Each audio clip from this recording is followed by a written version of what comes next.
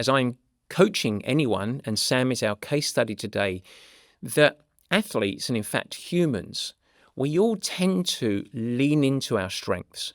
So if we're good at something, it's pretty easy to lean into it.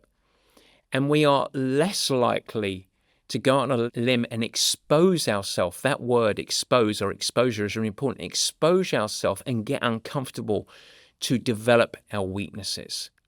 And so that takes a lot of commitment, willpower, bravery, and the capacity to remain comfortable in a place of discomfort for an extended period of time. So if you want to evolve and up-level, that's an important part of this. But as a coach, I can't underestimate how big that is for any person. And so if we join the dots to Sam's case as a case study here, her framework is a wonderful example of these points.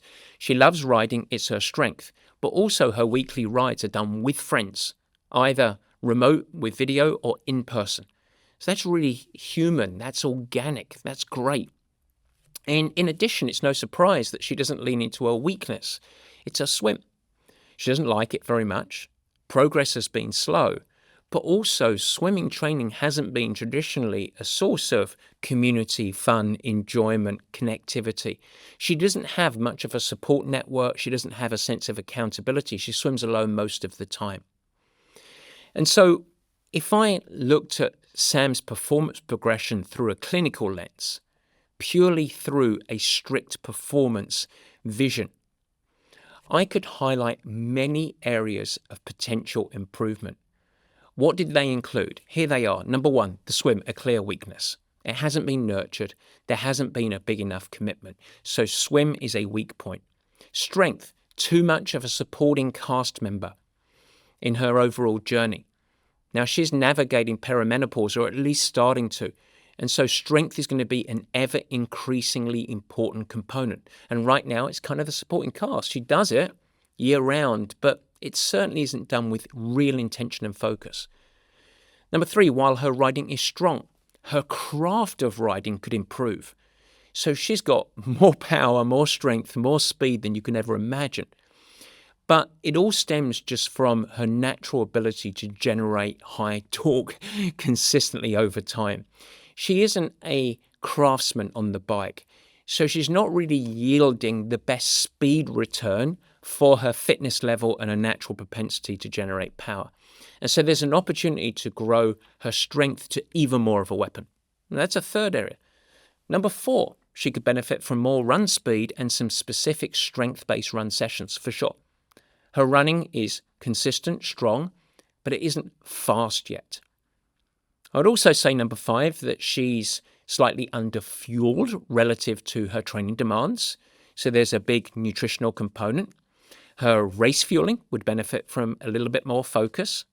And while sleep is typically a priority for Sam, she would also benefit from greater intentional recovery, maybe some practices around sleep to try and improve the quality of that, and integrating into the overall program some multi-day blocks of deep freshening, because she does love this so much and it's so habitual that she tends to not take her foot off the gas so that she can grow and accelerate.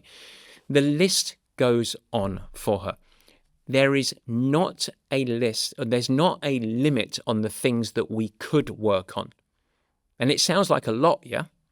But guess what? Sam is completely normal in this regard. Almost every athlete, and I would say including you, by the way, could map a list that is similar to the one that I just highlighted. And as a coach, remember the question, how do I elicit change, evolution? How do I help her make a breakthrough? Well, if I looked at everything that was an opportunity and I tried to implement all of these changes, she would undoubtedly fail. I'd also suggest that I could very quickly extract all of the joy and enjoyment from training, and I could ensure that her confidence evaporated. And so the worst thing that I can do is to implement change in every area that needs in the long term nurturing or development. My role as the coach is to craft an approach that enables Sam to do a couple of things. Number one, build on what is good. Let's not forget that. I love to progress strengths, number one. And then number two, add aspects in that would lead to the biggest catalyst of performance gains. So what are the things, when you filter through that whole list, what are the things that are going to have a material, immediate impact on her performance? And so we had a conversation around this. We set our vision of what success looks like. We know that she wants to be a performance buster. We established goals that were stepping stones that would lead her towards that vision. We don't need to go through her race schedule of 2024.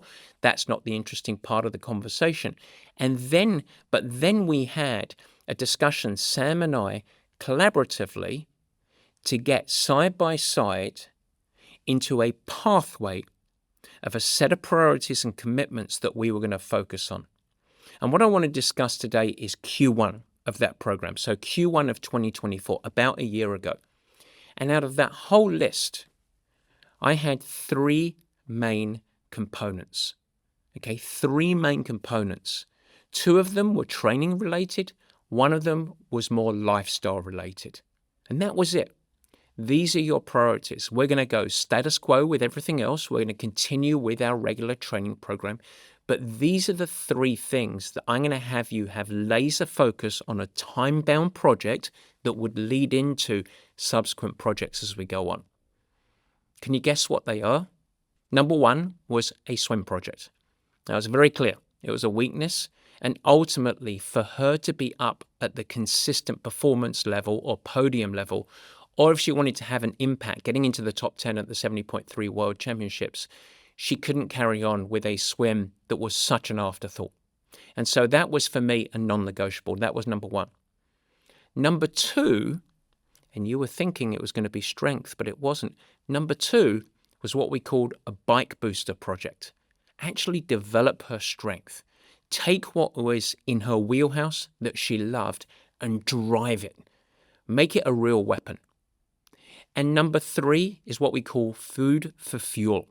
A project where we evolved her daily eating habits to bolster her platform of health, her resources, her physical resilience, so that she could optimize her training efforts. When I looked at her daily habits, not through any emotional components, but I felt like she was under fueling, and I felt like that was a huge catalyst to get broader performance gains. So three things. Take on something very uncomfortable, a swim project, build a strength, and then focus on a lifestyle habit. And it really anchored around food is fuel. That was your daily eating and then post-workout fueling. Okay. Now, this is an important part. This project could easily have become really sterile if I only viewed the approach through the lens of workouts, swim, bike, run. So in other words, I could say, we're doing a swim project. Here we go. Here is your highly specific program. You're going to swim 5 days a week, and you're going to have high specificity. We're going to do technical development. We're going to do some open water specific sessions, and it is going to be full of it. And you need to go and do it every single day, 5 days a week. Fantastic. And Sam would hate it, because all we're doing there is amplifying solo time in a modality that she doesn't really enjoy. And so instead, we had a little bit of out-of-the-box thinking. And Sam went and recruited a buddy, a friend, who could commit to swimming with her. Now, this was a time-bound commitment. I said, we're going to do a 3-month swim project where between the 3 disciplines and strength in the middle there, swim, bike, and run, we're going to overemphasize and increase the total amount of swimming. So what I asked Sam to commit to, not necessarily enjoy to begin, but commit to, was with a buddy, do 1 or 2 sessions a week that were highly specific to her needs. So these were sessions that I wrote for her that were highly specific. I then also, in support of that, got both of them to commit to amplifying or ramping up their regular swimming with the masters team. What I was doing as a coach there is I was giving away some of the specificity. I wasn't always overly keen of the sessions that were being prescribed, but I wanted Sam to get into a group. And the reason for that is because that was the route that I believe that she could actually get a system of support, accountability. And let me tell you something, swimming is so much easier to do it when you're a part of a team. When you're in a pool and you're sharing and getting uncomfortable with a group of people and you're looking to go and conquer a session. a set of 25s, a set of 100s, a set of 400s, whatever it is. And so I was willing to let go with some of the specificity if 2, 3, 4 sessions a week were with a master's group where it could be fun. She could show up at a regular Skype time. So we always had to do pretty much the same sessions every week. We could start to build relationships with familiar faces, and we would progress from there. The one final component I did from a performance lens is because it was time-bound, 12 weeks, we added performance indicators, similar in a business sense as KPIs in many ways. So I had performance indicators, a goal that we set up for her based on a couple of benchmark sessions. And so we did this by having her focus on how fast can you swim 100 standalone, so a little bit of top-end speed, and then how fast can you swim? We did 2 things, 1,000 yards and then 20 times 100 with 15 seconds rest. What was your average pace? So where those were anchored around sort of benchmark sessions, and they weren't pass-fail, but they at least gave us a little bit of a measuring stick as we went through that she could see progression. And it was important for me as a coach to see the top-end speed, the 100 as fast as you can go, as well as the more holding resilience and form and speed over the course of 10, 15, 20, 25, 30 minutes of duration. So we start to get a little bit more race specific there. So that's how we did it. And then we planned to do at the destination as we went into April, we said we're going to come back to a more balanced approach of swim, bike and run, a regular triathlon lens. So what was the impact of this little swim project? Well, her swim speed improved, and that's great. 2 main areas that I look for: sustained pace over 100, sustained pace over about 15 to 20 to 25 to 30 minutes. That was really good. And that became a really important fuel for her. But the second thing that started to emerge is something that I think in the long term was even more important. She started to build a positive relationship with swimming. She started to enjoy it. If she was doing this all alone, there's no way she would have started to enjoy it. But she had a buddy, and she had the community. So she started to build a network very similar to her riding friends, not to replace her riding friends, because we'll get to that in a second, but to be something that's additive. And so interestingly, while we went back to a, quote, more balanced approach, it was very easy for me as a coach and her as an athlete that when we went into Q2, she ended up swimming consistently more over the year.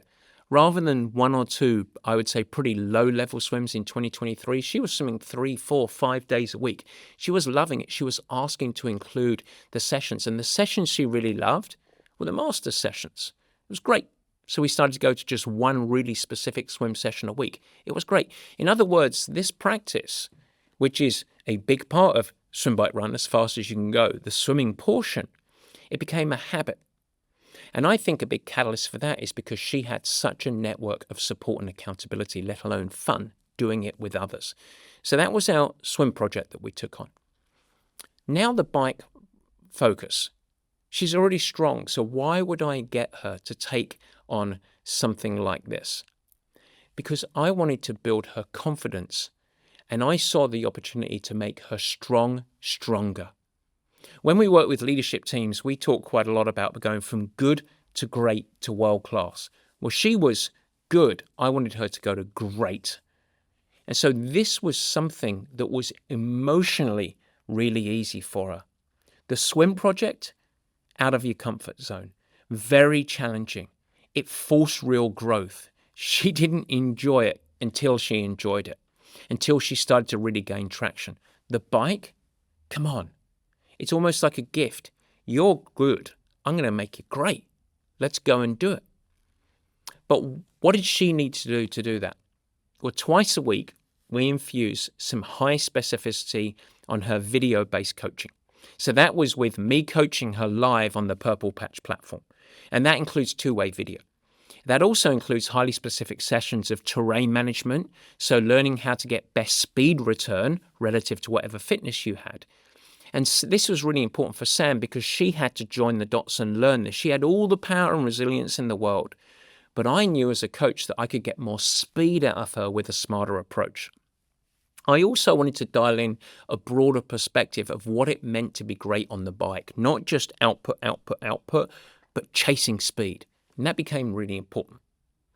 I also wanted to go along this journey really ensure that she didn't feel like she had her social connection and her community pulled from her. So those group rides, really important. They became fundamental key sessions still. And it's almost like a reward for the athlete in many ways. Now, I mixed it up a little bit. I sometimes added some specific terrain play, also to include some specific intervals in the group, which the rest of the group would often hop into. We even started to embrace some gravel riding as well to really mix it up and help with her handling. The key for me as a coach, so you understand how I'm thinking about this, is that I wasn't stealing something that she loved and was a confidence builder. I wasn't ripping her out of the community and the social aspect. All I was doing was infusing a little more specificity into the program sessions to get a bigger performance yield. And so the impact of this is very simple. We're always told, go and work on your weaknesses. Go and shore them up, improve them, bring them up to the level of these strengths. And we were doing that with the swim, of course. But as a coach, I've got to tell you, I believe, leverage your strengths. Turn those into weapons.